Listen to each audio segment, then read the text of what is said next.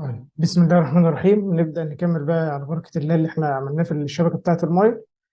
احنا طبعا خلصنا الحمد لله الموديل بتاع الشبكة اللي هو الووتر جيمس. انا اعتقد ان انتم ما شاء الله وصلتوا لمرحلة كويسة جدا في قراية الداتا واخراجها. يعني طبعا بس بعض الملاحظات اللي انا كلمتكم فيها امبارح يا ريت بس تتعمل قبل ما تعملوا البروفايل. وبص بصة أخيرة كده على الشبكة عشان خاطر لما تيجي تعملوا البروفايل ما نرجعش نعيد تاني. طيب، بعد ما بتخلص الشبكة بقى وتفنشها سواء كان أقطار، أو تحدد البامب بتاعتك أو تحديدات اللي احنا عرفناها. احنا هنخرج البارامترز المختلفة بتاعتنا سواء كان فيلوسيتي، أو إن احنا مثلا محتاجين اللينس والحاجات دي كلها. طبعا في الشغل أنت مش بتحتاج تخرج الفيلوسيتي، أنت بتكتب في التقرير إن الفيلوسيتي بتاعتك من كذا لكذا، أو إن أنت بتدرسها المفروض ما تزيدش عن كذا، وتخرج الفليكس تيبل. وده اللي أنا عايزه إن شاء الله بيننا منك بقى بإذن الله. انت طبعا انت في المشروع دلوقتي انت مطلوب منك تخرج لوحه وركينج، اللي هي المفروض اللوحه دي اللي هي اللي بيقولوا عليها تنفيذيه. وهي مش بتبقى تنفيذيه لان احنا مش بنخرج من الديزاين تنفيذ. يعني المفروض ان في شوب دروينج بعد كده، بس احنا مؤقتا بنقول الكلام ده ليك في المشروع. ولوحه اللي هي الهيدروليك اللي انت بتخرج فيها الداتا اللي انت مش بتحتاجها في التنفيذ زي الفيلوسيتي مثلا. المفروض انك تعمل كولر كودنج زي ما اتفقنا لحاجه من الاثنين، يا اما الدايمترز يا اما الفيلوسيتي. وانا برجح انك تعملها الفيلوسيتي، لان لو انت هتطبع يعني ابيض واسود، اسف الوان. لو انت هتطبع ابيض واسود لازم تكتب كل حاجه بقى، مفيش كولر كودنج للاسف مع الابيض واسود اكيد. بعد ما بتخلص بقى الداتا دي وتخرجها مطلوب انك تسقط الشغل بتاعك اللي هو الفينش بقى، او ان انت بقى تخرج لوحه بلان كومبليتد بقى اللي هي فيها المحابس. فانت تعمل غرف محابس، تعمل غرف محابس مثلا هواء، غرفه محابس غسيل، او قفل يعني عموما، او محابس اللي هي اللي بتبقى اللي بنقول عليها المحبس اللي هو اللي بيبقى بدون غرفة ده، مش متذكر اسمه دلوقتي قوي. بس اللي هو المحبس اللي هو على الأقطار اللي أقل من كام؟ أقل من 300. فاحنا لو جينا دلوقتي بصينا كده، أنا هنا جايب لكم فاتح لكم شوية حاجات قلت أما أجهزها عشان لما نيجي نرسم البروفايل. أول حاجة قاعدة المحابس احنا كنا اتكلمنا فيها قبل كده، وأنا أعتقد هي موجودة هنا أهي. المفروض إن احنا نحط محابس F عند تقاطعات الخطوط الرئيسية مع بعضها، طبعا n ناقص واحد. يعني نيجي عند كل تقاطع ونشوف عدد المواسير، لو هي مثلا ثلاثة يبقى احنا هنحط محبسين. المحبسين دول بقى بيتحطوا فين؟ في اتجاه سريان المية. الكلام ده لو ترك قبل كده. وطبعا لو احنا مش عارفين المية ماشية فين، طبعا المية ملهاش اتجاه، انتوا عارفين. فالافضل ساعتها انها تتحط على الاقطار الاقل او حسب وجهة النظر. ماشي. يعني احيانا مثلا لو احنا جينا هنا فتحنا اللوحة اللي احنا هنشتغل فيها، احيانا يبقى عندي كده، اعتقد انا عامل عربي لاين اهو مثلا. دي ماسوره وفي ماسوره تانية عموديه عليها. ماشي. وفي ماسوره ثالثه هنا كده وليكن اهو. وفي ماسوره رابعه هنا كده. خلينا نقربها قوي بحيث ان ايه. طيب انت جيت المايه ماشيه كده وليكن، وده القطر القليل وده القطر القليل، هتحط هنا محبس. خلينا اعبر عنه بسيركل مؤقتا دلوقتي. هنا محبس وهنا محبس. فهو ده المفروض ان انت لما تيجي توزع المحابس بتاعتك، شوف بقى اعمل حاجه محترمه كده، ليجند محترم. ان شكل المحبس واي شكل ايا يكن، هو الشكل الشهير انتوا عارفينه، عامل اكس كده ومقفول، يتحط هنا وهنا. طيب جيت مشيت بقى، المفروض ان انا المايه هتيجي تمشي كده وهتمشي كده. بحط محبس هنا اهو، اسف، ومحبس هنا كده. طيب جيت مشيت هنا بعد كده، برضه هحط محبس هنا ومحبس هنا وليكن. طيب في بقى وجهات نظر كمان. طيب يقول لك ايه؟ الطول ده صغير والطول ده صغير، ايه لازمة المحبس ده؟ يعني دي كمان يعني مش لازم نتبع القاعدة بحذافيرها، لازم نفكر شوية برضه. انا عندي الطول ده يمكن صغير شوية وده صغير قوي. فالمحبس ده لما يجي الحتة دي اللي هتتكسر بس يتقفل. طب وايه المشكلة ان انا اقفل المحبس ده عن الماسورة دي، واقفل المحبس ده وقت ما انا هعمل علاج او صيانة للكسر ده؟ مفيش مشكلة خالص. فانت برضو بالسنس كده لقيت ان في حاجة قريبة وصغيرة جدا ومش محتاجة محبس، المحبس التاني يكفي الغرض، اشيلها. فالقاعدة دي مش قاعدة ان هي خلاص انا هنا ناقص واحد. لا، عادي جدا ممكن اتنازل عن القاعدة دي في سبيل ان انا شايف الموقف محتاج محبس واحد مش محبسين. ماشي يا شباب؟ طيب نكمل بعد كده بقى. ده اللي انا عايزك تعمله. يبقى انت هتمشي على الشبكه كلها محابس قفل عند التقاطعات. المحابس القفل دي ممكن تبقى زي ما اتفقنا ان هي سيرفيس بوكس. سيرفيس بوكس ده يعني مش داخل غرفه، اللي هو المحبس المدفون. افتكرت اسمه بالعربي كان طاير من دماغي، المحبس المدفون. المحبس المدفون ده بيبقى سيرفيس بوكس كده على السطح، يبدأ العامل أو الشخص يبدأ يقفل من خلاله. وطبعا بيبقى متوصل على المحبس تحت. المحبس بيبقى مدفون تحت الأرض بس متوصل كده بعمود، والعمود ده فيه الحاجة اللي أنت تقدر تلف منها، الإيد بتاعته يعني. تقدر تشتغل من خلال السيرفيس بوكس ده، تقفل المحبس إمتى؟ لو الأقطار أقل من 300. لو الأقطار أكبر من 300 بقى بتحتاج تعمل إيه؟ تحتاج تعمل غرف. طيب في برضه بيقول لك هنا جدول، يعني يقول لك وانت بتحط المحابس مش بس عند التقاطعات، لا ده انت كمان لو مشيت ولقيت ان القطر بتاع المحبس، قطر المحبس خلي بالك هو قطر الخط. بقول لك هنا قطر الخط لو اقل من 600 مللي يبقى اقصى مسافه من المحابس 1000 متر، ما تزودش عن كده، وهكذا بقى. كل ما القطر زي ما انت شايف يكبر كل ما المسافه دي تزيد. تمام كده؟ طيب ويقول لك هنا ملحوظه تانيه ان احنا ممكن نزود المحابس دي في المناطق السكنيه والصناعيه طبقا للمتطلبات بتاعه الدراسه. يعني مش بس برضو انت تلتزم بالجدول زي ما قلت لك وتلتزم بالتقاطعات، لا ده انت ممكن كمان انت من نفسك تحتاج انك تزود او تقلل زي ما احنا شفنا في المثال اللي انا اديته لك.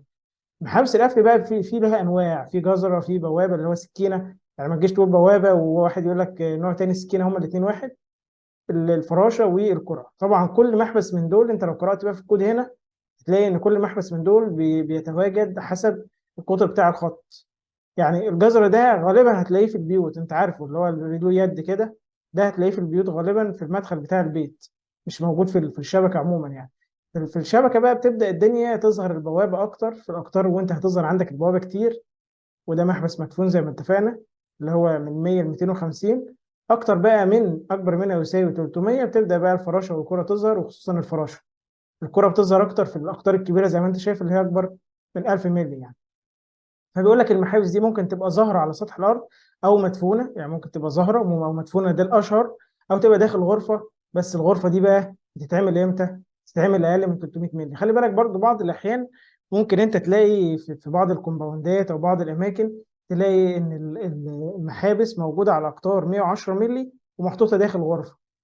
ساعتها بتتعمل على حسب متطلبات المالك، او المالك عايز ايه. المالك معاه فلوس يصرف ويعمل الغرف، ما عندناش مشكله يعمل الغرف. وغالبا ساعتها بيعملها عشان تبقى الشبكه بتاعته سمارت، انه لو عايز يتحكم صح بقى مش هيبدا يدفن الدنيا على المحابس، لا بيحطها في غرف عشان يعرف يتحكم كويس بنظام سكادا في المحابس بتاعته، من خلال ان هي تبقى متواجده في غرف وتعمل لها صيانه والكلام من ده. طيب زي ما انت شايف بقى تقدر تقرا انت براحتك الحاجات دي كلها، الكود مش سايب حاجه يعني، وعامل مقارنات وامتى نستخدم ومش عارف ايه. اللي يهمني في ده كله بقى خلاص احنا فهمنا محابس القفل والاماكن بتاعتها نحطها ايه وانواعها. محابس الهواء بقى هي دي اللي بتشكل لي، هي ومحابس الغسيل البروفايل بتاع الميه.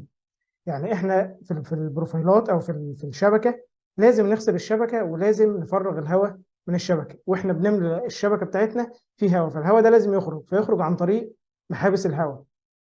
لما وقت ما انا اجي اغسل الشبكه، الميه اللي انا بغسل من خلالها او الميه اللي انا هغسل بيها الشبكه مش هوديها طبعا في البيوت واستخدمها، لا ده انا عايز اخرجها من الشبكه. فلازم يبقى عندي في نقاط غسيل اللي هي محابس غسيل عندي على الشبكه. فامتى بقى او فين الاماكن اللي راكب فيها محابس الهواء؟ عند النقاط المرتفعه والنقاط ذات اقل ضغط، على الا تزيد المسافه البينيه بين محابس الهواء. ليه عند النقاط المرتفعه؟ عشان خاطر الهواء كثافته قليله، فهيعلى، هيطير لفوق. طبعا لما يعلى في الماسوره فانا لازم احطها في النقاط المرتفعه، لان انا عارف ان الهواء هيطلع لفوق فيخرج من اعلى نقطه في الشبكه. قطر المحبس بقى على حسب قطر الخط زي ما انت شايف، اقل من 600 وده الاشهر، واعتقد ده هيتواجد معاك في الشبكه بتاعتك. اللي هو قطر المحبس بيبقى 100 مللي، والمسافه البينيه بين المحبس والتاني 1000 متر، ما تزيدش عن كده يعني.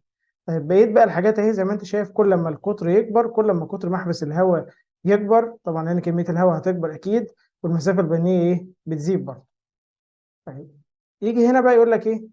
لو انا ما عنديش محبس هواء بالقطر المطلوب، يعني لو انت جيت طلبت طلبيه مثلا قلت له ايه، انا عايز والله وليكن هنتكلم على ده، لو انا عايز مثلا من 1000 1100 ل 1500 مللي، انا عايز قطر محبس هواء 200 مللي. جه الكتالوج او الشركه او المصنع المصنع للمحبس قال لك والله احنا بننتج 100 و150 و200، ده مش هنقدر ننتجه في الوقت الحالي، وانت خلاص استقريت انك هتجيب المحبس من الشركه دي او من المصنع ده. فممكن ان انت تكون مديك اوبشن كده، ممكن يعني من خلاله ان انت تقدر توفر المحبس، انك توفر محبس بعدد مكافئ من الاقطار بحيث يعطي نفس مساحه خروج ودخول الهواء. يعني لو ده اللي انت ضامن ان هم بيصنعوه الفتحه بتاعت خروج الهواء نص الفتحه بتاعت دي المساحه يعني، فانت تقدر تشيل ال 200 وتستخدم 2 100 مللي. هو الراجل مديلك هنا اوبشن ظريف جدا ان انت تقدر تتعامل في الحته دي. طيب الحاجات دي كلها طبعا بيقول لك ان انت لازم تركب محبس الهواء على فرع مشترك الاعلى، يعني لازم تركبه الاعلى علشان خاطر لما تيجي ايه، او عشان خاطر انك تحط قبله محبس قفل علشان خاطر تيجي تعمل صيانه. لو انت عايز تعمل صيانه بتبدا تقفل محبس القفل ده، وتبدا انك تشوف تشيل بقى وتفك المحبس بتاع الهواء بتاعك وتعمل له صيانه براحتك. طيب سواء كان بقى طبعا بيقول لك بيحط داخل غرفه، وده الاشهر يعني، انا ما يبنيش خالص ان هو بيتحط داخل صندوق. ده الاشهر ان هو بيتحط داخل غرفه، لان هو بيتواجد اصلا في الاقطار اللي هي اكبر من 300، 300 فيما اكبر. في بعض الاحيان بيتحط على اقطار اقل، زي ما انتم عارفين الكومباوندات ممكن تحتاج اقطار اقل، وبيتحط فعلا في اشتراطات العاصمه في محبس هواء لازم يتحط، ومحبس غسيل داخل الكومباوند يعني. فبالتالي ممكن يتعمل داخل غرفه او الاوبشن ده بقى، بس هو برضه بيعملوه داخل غرفه. ماشي يا شباب. طيب بقيه الحاجات برضه تقدر تقراها. اللي يهمني في الحاجات دي ان الميل الرأسي لمواسير الميه في اشتراط هنا، عشان خاطر لما يجي برضه انت تيجي ترسم بروفايل، المفروض الميل الرأسي بقى في فرق بين الميل الرأسي والميل الهيدروليكي. الميل الهيدروليكي خلاص احنا قدرنا نخرجه من البرنامج بتاعنا الووتر جيمس، وعرفنا ان هو اصلا له علاقه باللوزز بتاعتنا، فقدرنا ان احنا نتعامل معاه وشفنا الكود بيقول فيه ايه. الميل الرأسي بقى اللي هو الميل التنفيذي للمواسير، يجب ألا يقل الميل الرأسي لمواسير المية عن 1/10% عشان يضمن خروج الهواء بسرعة مناسبة في حد غسيل خط. الكود الجديد معرفش يعتمد ولا لسه الصراحة، بس هم عدلوا فيه الحتة دي، الميل ده خلوه أكبر شوية. 2/10 في 1/10% آسف، اللي هو 1 من متر يعني في الكيلومتر، ده أقل ميل المفروض تمشي بيه في المواسير. بالنسبة لمحابس الغسيل نفس الفكرة بالظبط، هتلاقي نفس اللي هو الاشتراط ده، اللي هو الميل الرأسي لمواسير المية ما يقلش برضه عن 1/10 عشان المية تمشي بسرعة مناسبة في حالة غسيل الخط. وهنا برضه بقول لك إن هي بتتركب على نقاط منخفضة عشان لما تيجي تخرج المية، طبعا المية بتاعت الغسيل تبقى بقى إيه فيها رواسب والكلام من ده، فأنت لو عايز تخرجها فهي تقيلة شوية. أنت بتغسل الشبكة فهي أكيد ده، حتى المية ذات نفسها لو هي نقية هي أتقل من الهواء بيطلع لفوق، المية تنزل لتحت. فأنا ممكن أعملها أركبها عن طريق او اركب محابس على مشتركات ممسيه، وبخلي الفرعه الاسفل تمام كده، واحط محبس الغسيل بتاعي. ومحابس الغسيل او غرف الغسيل بتاعتنا لها انماط كتيره جدا، 3 انماط اللي انا اعرفه يعني، 3 انماط ويمكن تزيد الله اعلم، بس الطبيعي بتاعها ان هي تبقى 3 انماط، وهقول لك على ال3 انماط دلوقتي. بص كده على القطر بتاع محبس الغسيل، اكبر طبعا من قطر محبس الهواء اللي انت شفته فوق بالنسبه لنفس الاقطار، والمسافات هي بالظبط. فده الجدول اللي انت المفروض تمشي عليه. يبقى احنا كده طلعنا من الكود في نهايه الفقره اللي احنا اتكلمنا فيها دي. الفقره دي انت تقدر تقراها عادي جدا مفيش مشكله، وهتفهمها ان شاء الله. محابس الهواء ومحابس الغسيل بتتركب على الاقطار اللي هي 300 فيما فوق علشان خاطر هتحط داخل غرف. في اشتراطات ممكن تقول لك تحطها اقل من كده مفيش مشكله. المواسير لازم تمشي بميل راسي ما يقلش عن 1/10% اللي هي 1 متر في الكيلومتر. فالمفروض ان احنا نقدر نرسم البروفايل. فلو احنا معانا شبكه فيها اقطار اقل من 300 مللي مش بنخرج لها بروفايلات. في بعض الاحيان في الشوب دروينج يقول لك ارسم له بروفايلات للخطوط دي، مفيش مشكله نرسم له، بس الاقطار اللي هي اصغر من 300 لا يشترط. وده يعني مش هنطلب منك لو انت بتقدم حاجه لمكتب استشاري ولا حاجه، مش هينطلب منك تعمل بروفايلات للاقطار اللي اقل من 300 مللي. حتى لو مطلوب منك تحط محابس هواء ومحابس غسيل، لان يعني انت بتقرر وقتها انك تحط محابس الهواء والغسيل طبقا لطبيعه الارض، وهي هتتظبط في الموقع بقى ان هو او في الشوب درونج بعد كده ان هو يبدا يظبط المنسوب ده ان هو يخلي الماسوره فيه فعلا بتتلائم مع وضعيه المحبس، او ممكن يغير حتى مكانه مفيش مشكله يعني. ده برضو مش حاجه ستاندرد انك تقول المكان ده هو المكان اللي هتشتغل عليه في التنفيذ فهو يشتغل عليه، لا مفيش مشكله ان هو يغيره طبقا للرؤيه وطبيعه الارض بعد كده. لان ممكن انت تشتغل ديزاين على ناتشورال جراوند وتيجي في الاخر الراجل لان الشبكه دي شبكه ميه فعادي جدا تيجي تلاقي الراجل عمل طرق فاتغير المكان اللي هو المفروض يحط فيه المحابس يعني وكده اللي هي الهواء والغسيل. طيب زي ما قلت لك هنا كده في المحبس بتاع الهواء، تعالى انا في هنا تقريبا في، بسم الله، عايزك برضو بالمناسبة خليني اقولها بعد ما اقول الغرف. في الشرطات هنا الغرف برضو عايزك تقراها. بس تعالى نخش هنا كده. ده محبس غسيل مش موجود للاسف، ما علينا مش مشكلة. طيب دي غرفة محبس قفل. ده الشكل بتاعها. خلي بالك بقى، انا عايزك لما تيجي ان شاء الله ترسم النماذج بتاعه الغرف او الديتيلز بتاعه الغرف، فانا عايزك هتخرج كذا تفصيله. وليكن مثلا التفصيله اللي احنا كنا بنتكلم عليها دي، ده كده خط اهو، في خط خارج منه. فالغرفه هتتحط كده بالمنظر اللي انت شايفه ده. فلما تيجي تخرج الغرفه لو سمحت، انا عايزها تبقى بنفس الشكل. يعني عايز المربع ده كده الماسوره ماشيه فيه كده وكده، محدش يعكسها لي يلفها لي يخلي الماسوره خارجه من اليمين كده. لا، انت راجل بتتكلم على بلان، فعايزك توضح البلان يبقى نفس الديتيلز بتاعتك اللي انت بتقدمها عموما يعني، عشان تتلائم مع البلان بتاعك. فانا هنا دلوقتي ده كده ما يمشيش هنا. يعني لازم، يعني دلوقتي لو دي معكوسه اهي، خلينا نبص على دي كده تاني. اهي دي تمشي معاها اعتقد. بس المحبس برضو اللي هنا واخد بالك، المحبس اللي هنا الناحيه دي، والمحبس هنا فين؟ الناحيه التانيه اهو. فبرضه لازم لما تيجي تحط الديتيلز ما يبقاش المحبس بتاعك هنا. يبقى الغرفه دي اصلا ما تمشيش مع حاجه عندنا على البلان دلوقتي. فلازم نعدل المحبس ده نجيبه هنا عشان تتلائم مع حاجه مثلا. طيب بتبقى عباره عن ايه بقى؟ بتبقى عباره عن وصله حائط، غالبا بيبقى طولها متر او على حسب برضه القطر بتاعك. ماشي، بتفرق على حسب القطر بتاعك. فهنا الوصله بتاعت الحائط، ودي طبعا عشان تمتص قوه الدفع ناتجه عن قفل المحبس. لو انت قفلت المحبس في قوه دفع على الغرفه، فلازم الوصله بتاعت الحائط دي تبقى متركبه تمتص القوه دي وتوزعها على الحوائط الخرسانيه اللي انت شايفها دي. طيب في بقى عندك ايه؟ في عندك ادي مشترك عشان انت تركب عموما، يعني اي حد هيفهم تركيب مواسير.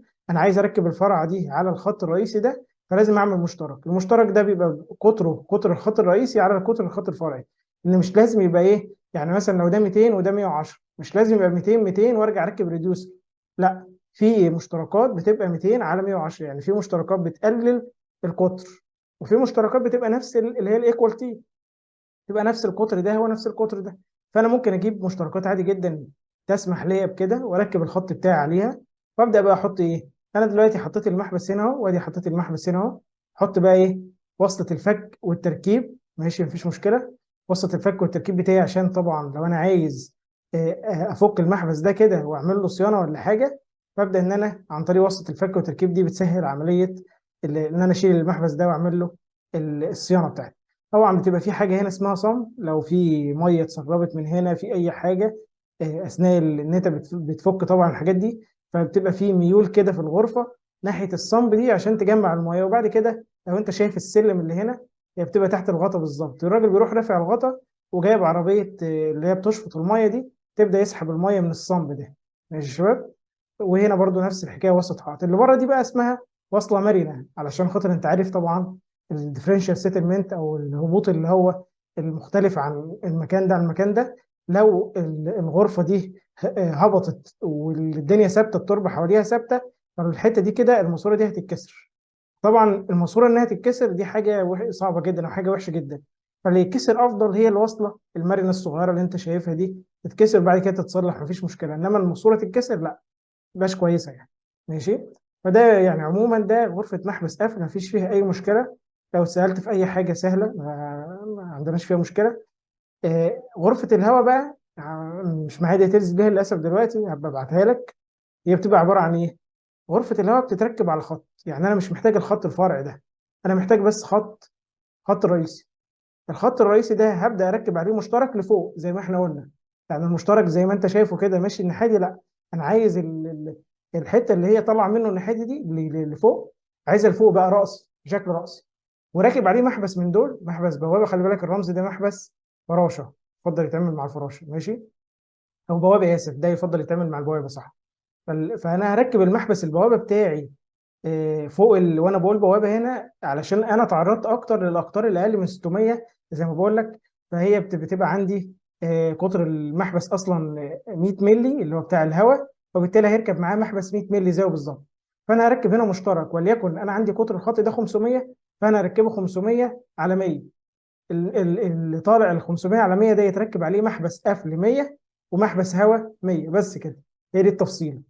طيب جوه الغرفه بقى انا بسيب مسافات.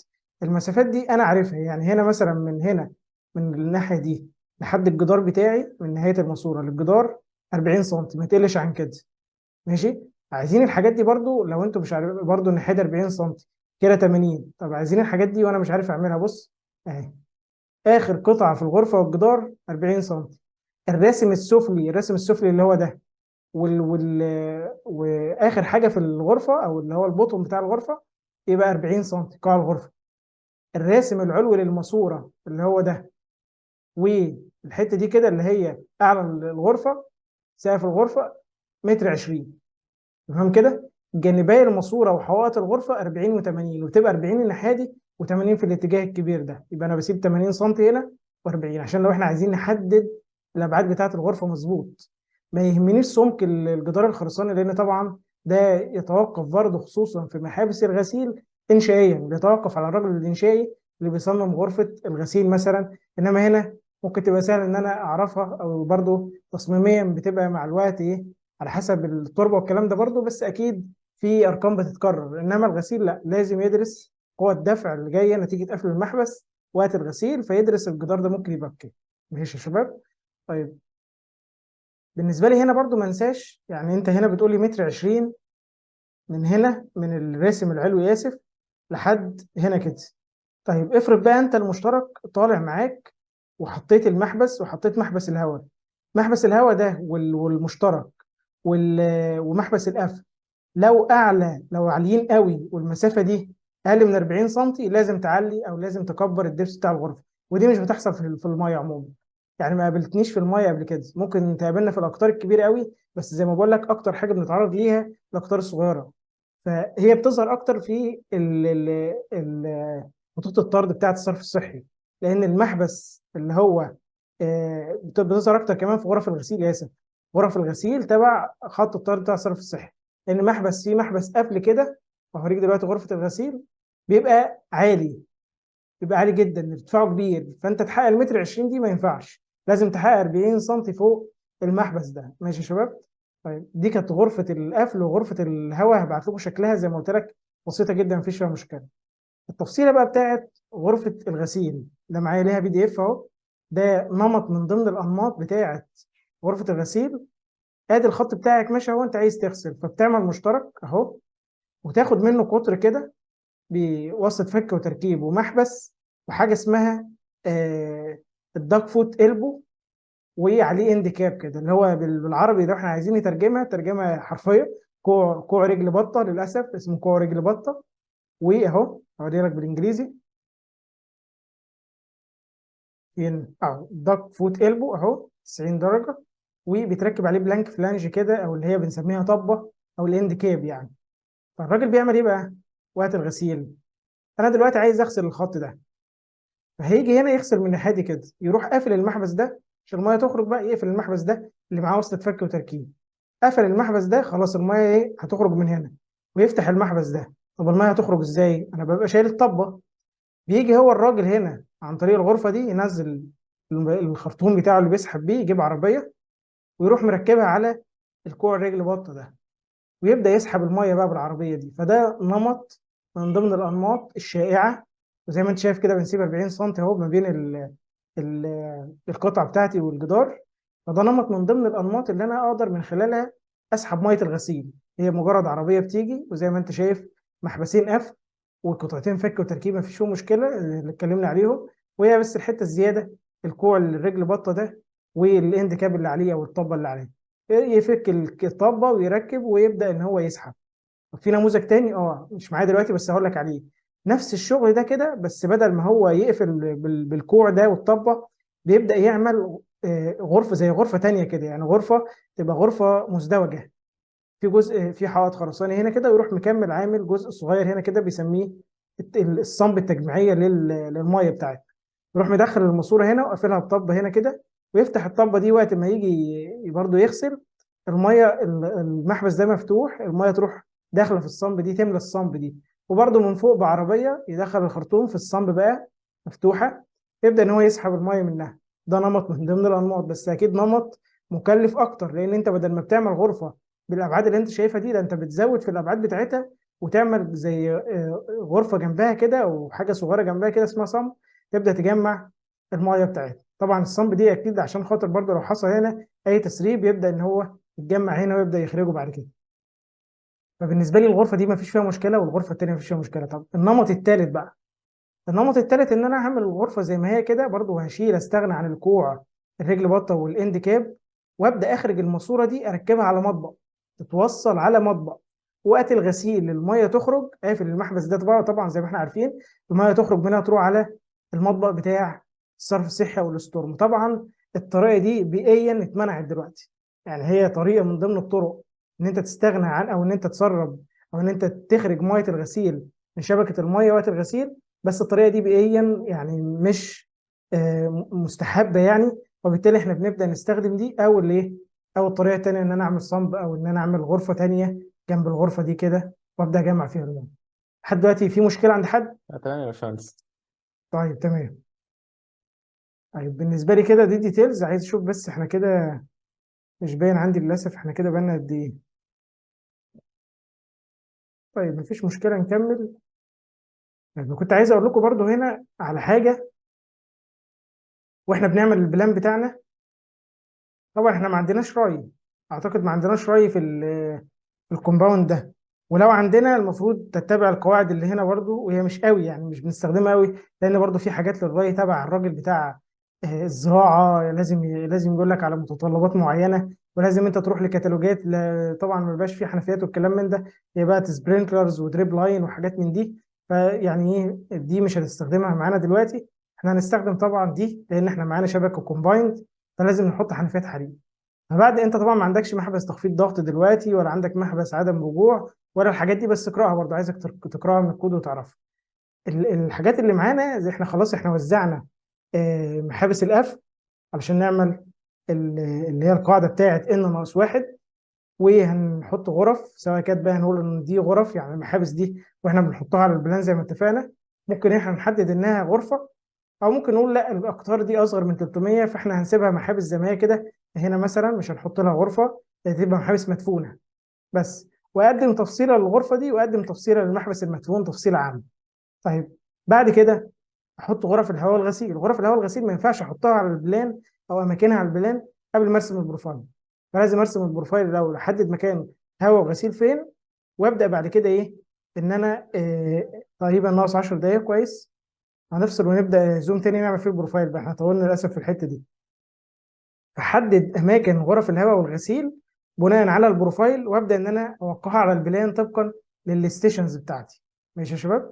فانا هاجي هنا كده بعد كده بقى في الحته بتاعت حنفيات الحريق، اشوف حنفيات الحريق بتتركب على مسافات ايه. طبعا المسافات الموجوده في الكود بيقول لك من 150 ل 300 متر، فانا ممكن اعمل برضو ليجند كده كويس في شكل حنفيه حريق، واقول دي حنفيه حريق في الليجند عندي في الخرطوشه بتاعتي في الجنب، وابدا اوزعها على مسافات 150 ل 300 متر طبقا لطبيعه المنطقه المخدومه. زي ما بقول لك كود ال NFPA والدفاع المدني المصري وكود الحريق المصري، الارقام دي ممكن تلاقي فيها مختلفه. فانت ممكن هنا تشتغل على 150 مبدئيا، حدد ان انت تشتغل على اقل حاجه واعمل نفسك 150 متر وخلاص. وابدا ان انا ايه اتعامل عن طريق ان انا بعمل تداخل كده. يعني مثلا انا جيت هنا قلت ان في حنفيه حريق، يعني خليني اقول ان حنفيه الحريق دي سيركل اهي، وليكن دي حنفيه حريق احطها في المكان ده. اروح جاي عامل سيركل كده لنفسي، وليكن نص قطرها 75، وابدا ان انا اجي او 150 يعني على حسب انت عايز تعملها. لو عملتها 75 تبقى دي كلها مسافه 150، وابدا اجي اخدها من هنا. تمام. انما لو عملتها 150 تحط الايه السنتر بتاع الدايره، السنتر بتاع حنفيه الحريق هنا. انا دلوقتي المسافه بين النقطه دي والنقطه دي هنا وهنا 150، فابدا ادخل ايه، اقول حنفيه حريق والله احط حنفيه حريق هنا وحنفيه حريق هنا، وابدا امشي بقى بالدوائر بتاعتي مساحات كده، تبقى المسافات بين حنفيات الحريق وبعضها على مسافات كام؟ 150. واحاول اعمل تداخل على قد ما اقدر 20 30 متر وليكن. ماشي. تبقى المسافات انا خليتها 150 بس في تداخل بتاع 20 متر كده ولا حاجه بكل الشوارع بقى.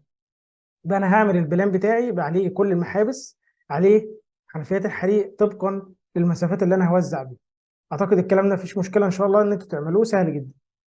موضوع البروفايل بقى، خليني افصل في البروفايل في الزوم ده وابعت لكم زوم تاني عشان يبقى الموضوع على بعضه، ما نقعدش نقطع في الشغل يعني.